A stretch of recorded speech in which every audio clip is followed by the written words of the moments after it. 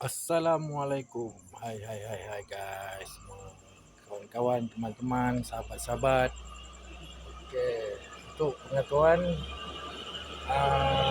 malam ni malam keempat tidur di camper sebelah rumah je kat kawasan parking. Okey, tujuan buat konten macam ni sebenarnya macam sebahagian daripada training untuk buat konten duduk di camping lah, maksudnya pergi bercamping dekat kawasan Paya ke, tasik ke, sungai ke, hutan ke, berseorangan. Okey, jom kita masuk dalam dulu.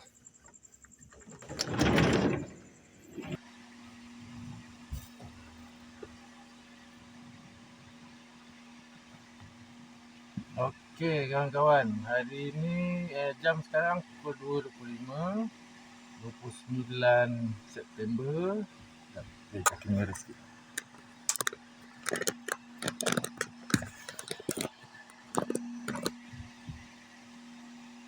Ulang balik. Sekarang pukul 2.26 pagi, 29 September 2023. Jam pukul 2 lebih. Bulan nampak dah tu. Tapi nombor dia terbalik sikit lah. Kawan-kawan kena fikir nak pusing. Okay. 29 September 2023. Okay. Video ni dibuat untuk cakap macam training untuk plan konten berseorangan di tasik, Paya, hutan, sungai, tapi berseorangan. Pasal bila tengok channel-channel ada yang buat konten tidur di sungai, di hutan dengan camper berseorangan, jadi hati tu tergerak nak try, nak cuba benda tu. Maksudnya benda tu memang macam mencabar. Macam saya ni pula sebenarnya muka je ganas, misai tebal, tapi dalam hati ada taman. Okey, penakut buat macam ni, takut lah. Tapi minat ke arah konten tu, cerita-cerita yang mencabar macam tu. Maksudnya bila tidur berseorangan, masak, makan, susun waktu seharian berseorangan di dalam tempat yang berisiko tu, macam satu benda yang best, yang seronok. Tapi hati tu tak berani, tak confident. Okey, maksudnya macam tak confident. Okey, macam ni sekarang ni suasana dia daripada dalam camper. Jom kita tengok. Okey, ni daripada dalam camper. Tapi dekat tepi rumah je, rumah sebelah sana. Tepi ni pagar zinc, sebelah ada rumah orang. Kalau belakang ni pula ada zinc, pagar. Belakang tu ada kebun sawit. Jadi kita try tutup lampu. Nampak tak? Ni sebelah dapur masak kita orang kat luar.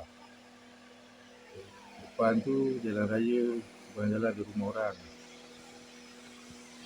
Sebelah sini pagar zinc tu pun ada rumah orang. Kalau belakang tu memang tak nampak lah. Belakang tu sawit. Jadi ni tepi rumah. Itu jalan raya. Tu gelap-gelap. Ni pula suri lampu. Okay. Dapat tengok suasana dia kan? Suasana dia sebenarnya tak seram pun. Pasal sebelah rumah kan, kita tahu ada orang. Jadi tujuan saya untuk tidur dalam camper ni dah 4 malam. Mana nak cukupkan 30 hari. Untuk training perasaan takut. Okay, kadang-kadang kita tidur, bila kita tidur, kita akan tersedar. Kita sedar macam haus ke apa kan. Air dah standby. Semalam lupa taruh air. Pukul 4 pagi rasa haus, cari air tak ada. Nak keluar, takut. Tak apa, haus-haus lah, tidur juga, paksa juga. Okay, jadi benda lah tu yang kita saya nak cuba buang. Perasaan takut bila berseorangan. Kadang-kadang kita balik naik motor ke apa, macam saya balik naik motor ke apa, kawasan tempat-tempat yang gelap ataupun kita tahu situ kubur ke apa, kita akan timbul perasaan ngeri, itu seram-seram. Seram. Kita panggil seram bukan takut. Dia takut dia lain. Dia seram lah. Dia berani. Dalam berani tapi ada terasa satu perasaan yang satu orang dia wujud sendirilah. Macam kita ada lalu Roblox, ada kita buat salah ke apa kan, dia akan automatik, alamak mana ni nak jawab apa, contohnya. Tapi kalau yang ni pula dia lain, kita tak boleh nak fikir apa situasi yang berlaku seandainya tidur seorang-seorang tu diganggu makhluk-makhluk yang kita tidak ingini lah. Macam mana kalau betul terjadi? Adakah waktu tu saya akan terkencing, terberak ataupun termuntah ke, menangis ke, minta tolong kawan-kawan ke, apa ke, masa tu lah. Kita tak tahu apa yang berlaku. Bukan minta, tak. Cuma ni soal pasal perasaan takut nak buat konten tu. Tapi konten tu rasanya walaupun dapat satu malam, saya akan nilaikan satu malam tu ada kualiti tak dengan apa yang saya buat. Maksudnya ada kualiti tu,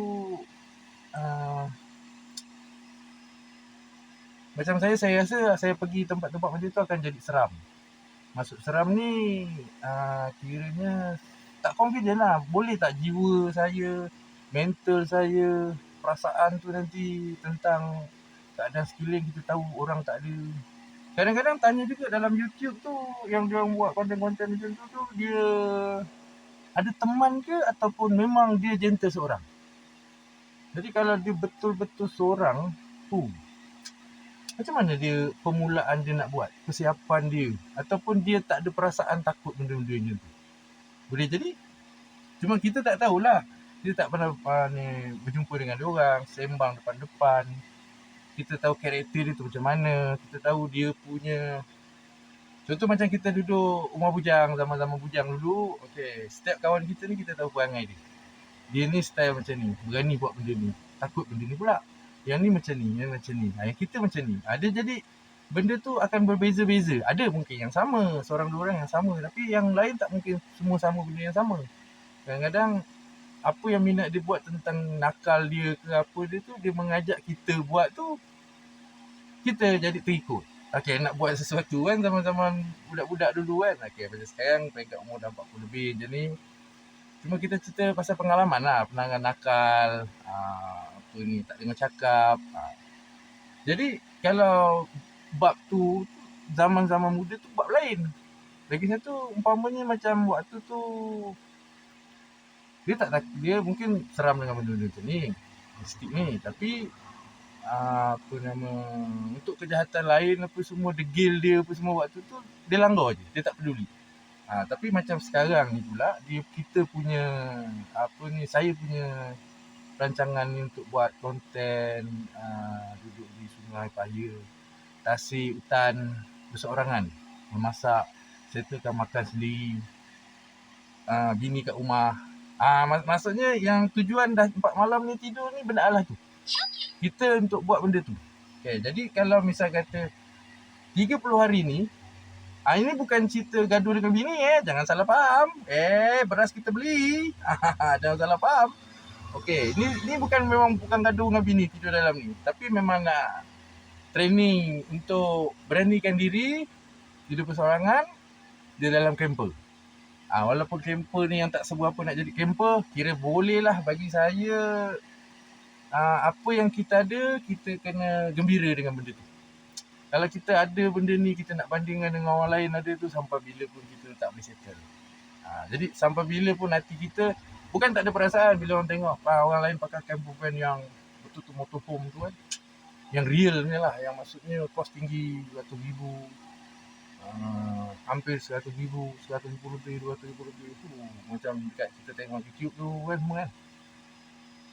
Bagi saya tu satu idaman. Tapi dengan keadaan ekonomi, dengan keadaan kita tahu level kita kat mana. Jadi kita kena ambil pendekatan dalam hati, aku kena gembira dengan apa yang aku ada. Itu yang hati saya tekankan hati saya dan perasaan. Bila kita tengok orang punya camper motorhome cantik, ajar diri, hati tu untuk uh, terima apa yang rezeki dia, apa yang rezeki kita. Dan kita tengok barang dia, kita cubalah buat. Jadi kita ambil juga dia punya, tapi kita tak ambil barang, kita ambil idea-idea yang dia punya tu. Jadi pasal macam camper ni bukan bidang saya sebenarnya. Saya memang banyak pada motor dan motorsport. Maknanya bawa budak training, motor. Anak-anak pun race. Anak-anak pun race motor. Nombor yang sulung, nombor 2, nombor 3 tu semua race motor. Cuma yang peringkat kecil-kecil, total anak baru 8. Okey, kena faham. Baru 8, 7 hero, 1 heroin. Satu je bunga dia bagi. Syukur alhamdulillah. Okey, jadi dengan family yang besar, anak masih kecil-kecil lagi, memang jauh sangatlah untuk memiliki motorhome yang sehebat, yang secanggih macam tu lah. Kita tengok. Cuma hati tu ada perasaan, boleh tak aku cipta benda ni? Kalau dia punya cantik tu 100, kita punya 60 pun okey lah. 60 kalau 50 tu macam teruk sangat. 60. Kalau kita dapat buat 60 berbanding dia, pun dah okey dah. Dah kepuasan tu dah ada. Macam camper van kita orang, Ford Transit tahun 1998. Dia beli dengan harga RM5,000. Tapi memang harga RM5,000 tu terlalu luck lah. Terlalu bernasib baik. Ada orang-orang yang bagi tahu van ni ada kat sini, harga macam ni, dapat nombor kontak, pergi terus. Tanya telefon apa semua, nampaknya harga tetap macam tu. Jadi pergi tempat dia, bawa duit cash, terus. Tapi masa nak beli tu pun bukan kata duit standby, ada tak cukup. Meminjam dengan kawan-kawan, yang kawan-kawan yang banyak membantu apa semua. Dia memang, kita cakap minta tolong je, dia memang terus tolong je. Memang dia dimudahkan rezeki lah, saya doa. Itu je. Bukan pasal kerana dia banyak tolong saya, tapi tak, dasar kita bersahabat dengan siapa-siapa pun kita doakan yang baik-baik. Cuma bila dapat duit, terus pergi ambil, bawa balik parking lebih kurang dalam 4 bulan lebih, 5 bulan macam tu lah, untuk buat dalam-dalam ni. Asalnya memang dah ada van ni, dah ada kabinet kat dalam ni semua. Beli dia dah buat camper, tapi dia tak register atas nama camper van ke apalah. Solar, macam solar, memang panel dah ada, tapi wiring saya buat balik semua. Switch dia pun semua buat balik. Apa ni, controller charger tu pun beli sendiri. Dia tak ada, dia ada panel ni. Lepas tu yang lain-lain saya buat lah. Ni pakai besi semua kan. Untuk keselesaan anak-anak, sebelum ni pakai Kia Pijo tu. Bila bawa belakang kerja, ada barang kerja, macam saya sekarang ruang belakang ni memang tak boleh usik untuk apa-apa. Kalau nak buat pun yang boleh, maksudnya boleh pasang, boleh buka. Pasal untuk isi motor pergi training, pergi race kan. Dia cek makan kat situ. Jadi memang kena adjust untuk cek makan. Maknanya camper van ni, dia kalau dikategorikan dia macam rumah setenggan lah. Tak, bukan kata nak terlalu merendah diri, tak. Tapi memang kita kena jujur pada diri kita sendiri, dan kita kena nilai kelebihan orang ada, apa yang orang ada. Jadi kita kena akui rezeki dia memang dah ada kat situ. Kita punya rezeki ada kat sini. Mungkin bagi saya, macam rezeki saya yang Tuhan bagi, anak 8 orang. Meriah, memang meriah. Jadi daripada pakai Kia Pijo macam saya cakap tadi, sebabkan anak tu ramai, bila saya bekerja macam pergi training, pergi race, semua family pergi. Cuma yang besar-besar tu, 1, 2, 3 tu, dia memang dah ikut team masing-masing bekerja. Mana ada yang rider, ada yang kru. Dia akan pergi dengan team diorang. Jadi dia dah tak ikut kami. Sekali-sekali kalau dia terlambat ke, ataupun dia rasa nak naik dengan kita orang tu, ada yang naik lah. Biasanya yang sulung tu. Dia pasal dia dengan mak dia tu rapat sikit. Jadi dalam situasi macam ni, setengah budak kalau misalnya kata untuk program adik-adik dengan mak, kita nak kena paksa sikit baru dia nak ikut. Kalau tidak dia banyak, maknanya dengan kawan dia ke, dia dengan adik-adik dia yang besar-besar yang boleh sembang. Jadi bila campur dia dengan kecil ni bukan langsung dia tak nak, dia sekali-sekali. Tapi benda tu macam plan-plan camping macam ni, nampak bagus dia akan menyatukan family. Maksudnya, okay, kita plan. Okay, wajib. Kadang-kadang saya buat cara yang macam ni. Wajib pergi. Semua wajib pergi. Harus. Okay, semua tu kena pergi. Menghormati apa ketua keluarga rancang. Okay. Sibuk kerja. Jadi kita terpaksa satu hari tu kita kena, dia kena cuti juga kerja. Dia kena pandai-pandai lah dia nak MC ke apa, terpulang pada dia lah. Okay, yang penting tarikh tu, satu hari tu kita bersama untuk merapatkan. Pasal saya nak cerita pasal family ni pun bukan kata terlalu perfect, dia ada cacat celah juga, tapi alhamdulillah lah, maknanya bersyukur dengan apa yang ada, apa yang berlaku tu. Kadang-kadang ada satu benda tu kita kena reda, ada satu benda tu kita kena bersyukur. Jadi benda tu bagi saya memang kehidupan memang macam tu. Betul? Okay. Jadi macam saya cakap tadi, kita balik ke tajuk asal pasal nak buat konten berseorangan, tidur di paya, sungai, tasik, hutan. Dia pendekkan cerita, kawasan tu berjauhan daripada orang sehingga 30-40 km ataupun 20 km. Jadi kena cari. Dan dia cakap kita tak akan nampak cahaya, kita tak akan nampak suara motor, suara kereta, kita tak akan dengar benda tu. Nak cari tempat macam tu tapi berseorangan. Macam saya tengok YouTube tu, konten-konten yang buat tidur berseorangan ni, macam saya cakap tadi, saya nak bertanya dengan dia orang, betul ke dia tu seorang? Dan kalau seorang, apa persiapan yang dia buat? Okay. Dari segi senjata ke, apa ni, kalau yang macam Islam kita ni, apa yang dia amalkan untuk pergi macam tu, apa benda semua kan, doa ke apa ke kan. Jadi bagi saya salah satu benda yang berbahaya ni macam kita race motor. Benda bahaya, kita kena buat fitness, kita kena training, kita kena cari skill-skill untuk buat kawalan motor bila high speed dan berlaku sesuatu untuk elakkan daripada jatuh. Jadi kita kena study tu barang dulu. Nombor satu memang bagi saya fitness. Rider, apa sukan pun nak main bowling pun fitness nak kena ada. Kalau tak ada fitness, balik awal. Okay. Tu saya tekankan dekat anak-anak dan rider-rider yang saya training fitness. Okay. Kenapa kalau dia fitness tak cukup, kita nak ajar dia dalam masa yang panjang pun jadi tak boleh, dia dah penat. Kita nak ajar dia hardcore sikit, cornering ke apa ke semua, dia mula tak kuat. Jadi training tu akan jadi terhad. 2 hari kita pergi, sebenarnya kita training 1 hari. Totalkan waktu rehat tu dah jadi 1 hari. Jadi kita nak yang rider yang fit, sampai track dia mengelupu nak motor. Kadang-kadang motor ni belum siap lagi, pasal masuk dalam van kadang-kadang kapal set buka, ada barang-barang buka sikit-sikit, lepas tu start pasang dekat track lah. Nanti nak balik pun buka balik, pasang. Belum siap pun dia dah nak. Tu kita tengok rider tu dia nak belajar. Lepas tu dia nak dia dalam keadaan ready lah, maknanya dari segi tenaga dia, mental dia tu semua. Jadi bila motor tu tak siap pun dah siap dah, dia dah tunggu dah. Tu ada juga yang dah siap pun dia tanya, boleh tak cik keluar? Dia tak ada tanya. Ada juga. Jadi benda ni sebab tu fitness tu kena buat dulu baru dia jadi strong. Kalau tak boleh. Habis sukan pun memang harus fitness. Kalau tak macam ni. Orang ajak lumba boleh, bukan tak ada kategori orang tua tu ni kawan-kawan. Kalau kat Kuala Selangor, lepas tu ada race behavior tu semua, dia ada buat kategori yang dia panggil All Star. Peringkat umur 50 tahun pun boleh race.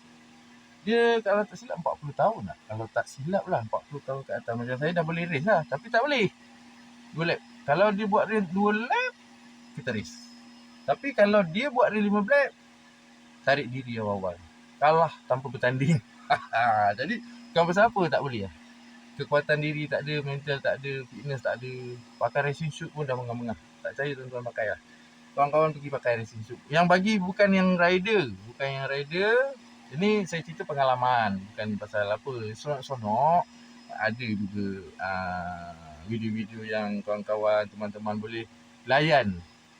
Hilangkan boring ke apa ke, dengar celoteh saya membebel entah apa-apa ni. Tapi kita balik pada topik asal lah. Asal berubah aja ni, kejap cerita ni, sekejap cerita ni. Topik kita bukan tu. Dah berapa minit tu? 16 minit dah video ni. Panjang sangat. Okey, penat bercakap. Okey, sekarang ni kita cerita pasal training untuk buat video, buat konten, tidur di tasik sungai, hutan, bukit ke apa kah, bersorangan. Ini training hari yang keempat. Cuma hari yang ketiga je anak yang nombor 7 tidur. Tak macam mana malam tu dia minta mak dia hantar tidur satu malam tu. Jadi 3 malam memang tidur bersorangan. 3 malam. Yang ni. Okay. Yang kedua tu memang tidur dengan anak yang nombor 7. Jadi nak biasakan walaupun sesedar, dengan keadaan cermin tak ada lansir. Ada plan nak buat tapi belum kesampaian lagi, belum sempat lagi, dan kos belum mari. Tunggu kos mari sikit, bajet tu mari sikit, jalan kerja. Nak buat ni. Jadi macam ni bila kita sedar, kita tutup lampu, kita akan nampak luar. Dengan kalau bulan mengambang terang tu kan, kita nampak luar. Bila tersedar tu, bila tengok kat tingkap tu, perasaan tu tiba-tiba muncul. Okey. Apa kita nak buat?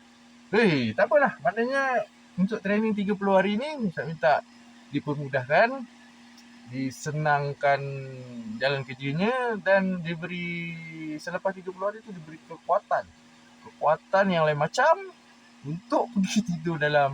Dekat sini ada satu kuari. Tapi kuari tu memang dalam tu ada orang. Tapi bila kawasan kuari kan di kawasan hutan lagi kan.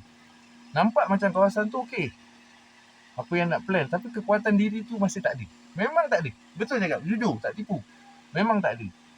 Jadi inilah cara dia tidur dalam camper bersorangan di tepi rumah. Belakang hanya pokok sawit lah yang kita dengar tu seram pasal dia kawasan kebun kan. Depan jalan raya. Cuma waktu malam ni memang lengang lah. Tidur pun aman je walaupun tepi jalan. Jalan ni malam dia tak sibuk. Dia tak time orang pergi kerja dengan balik kerja dia. Jadi bila dapat lalui tidur dalam camper van ni selama 30 hari, sikit sebanyak dia memberi tahu yang kita ni mental tu kuat tak kuat. Dapat kontrol perasaan ke tak. Okey, sebelum tempuh yang lagi ekstrim. Maksudnya kalau dalam race kat Prik tu, Wira naik pula pergi 125, naik pula pergi 150. Lepas tu peringkat seterusnya. Umpamanya macam tu lah. Jadi kalau 30 hari ni okey, confident tu datang, konten tu akan berjaya. Memang tak akan bawa siapa-siapa, dan memang akan pergi cari lokasi tu kat mana, dan akan pergi dengan camper, bawa makanan, walaupun makanan tu tak masak. Maksudnya bukan tak masak lah, barang makanan tu dah siap beli. Contohnya roti-roti, maknanya dengan susu ke apa kan, dengan buat air. Buat air mungkin kita kena fikirkan mungkin ada tamus ke, pasal generator tak siap lagi. Kena ada tamus ke apa ke. Lepas tu tidur memang menggunakan 2 biji kipas. Depan ada satu, jarang sangat pakai lah, tapi 2. Kadang-kadang pun tengah macam waktu macam ni tutup satu kipas. Ni kan pakai satu kipas je. Satu je yang berjalan, yang satu lagi ni tak pasang. Jadi untuk keadaan malam tu, satu kipas pun kita dah rasa sejuk lah, sejuk dengan selimut, dengan apa. Okey lah keadaan tu. Cuma kalau bagi saya dengan persiapan yang ada untuk, bukan kata selesa sangat, selesa lah, boleh lah kata orang. Kita boleh tidur, tak berpeluh, maknanya sedar tu pun, haus tu pun dapat air, minum air, kita boleh lena balik. Maknanya datang tenang lah tidur tu, mimpi dia yang tenang-tenang. Kita nak macam tu. Tapi okey, saya akan upload 4 hari atau 5 hari sekali. yang cerita pasal tidur dalam kemper. Jadi kalau hari-hari nanti kita sembang macam topik tu tak ada pula, idea pun dah habis, apa yang berlaku sebenarnya pun dah habis. Okey. Jadi cerita dia 4 hari yang awal ni malam keempat. Maknanya 3 malam yang awal tu, 3 malam yang terawal tu sedar, tengok tingkap, perasaan takut ada sama. Hari pertama, hari kedua, hari ketiga, dan malam ni pun ada rasa lagi perasaan tu. Cuma memang tak berkurangan. Dalam 4 hari ni memang tak berkurangan benda tu. Pasal walaupun kita tahu tidur di sebelah rumah, ada kanan ada orang, tapi perasaan 4 hari tu tak ada perbezaan menjadikan lebih berani ke apa, masih tak ada. Jadi sebab tu saya ambil keputusan untuk 30 hari, 1 bulan. Nak cakap 30 hari. Cuma Sabtu Ahad ni memang tak boleh pasal pergi training. Minggu depan Jumaat Sabtu race pula dekat Johor Bahru. Jadi kena ganti lah maksudnya. Saya akan totalkan dalam setiap memori diary. Jadi akan tulis dia punya hari ni ada konten, hari ni tak ada. Jadi maknanya kena susun untuk 30 hari tu punya, mungkin saya ambil 5 hari ke macam mana kan. Ada. Okey. Jadi sampai sini je kita bersembang. Tunggu hari yang ke-8 ataupun ke-9 ada video yang terbaru. Okey, kawan-kawan, teman-teman, subscribe channel kami, follow, like, share. Okay. Mana yang baik kita ambil, mana yang tak baik saya minta maaf. Assalamualaikum. TATA. Tata.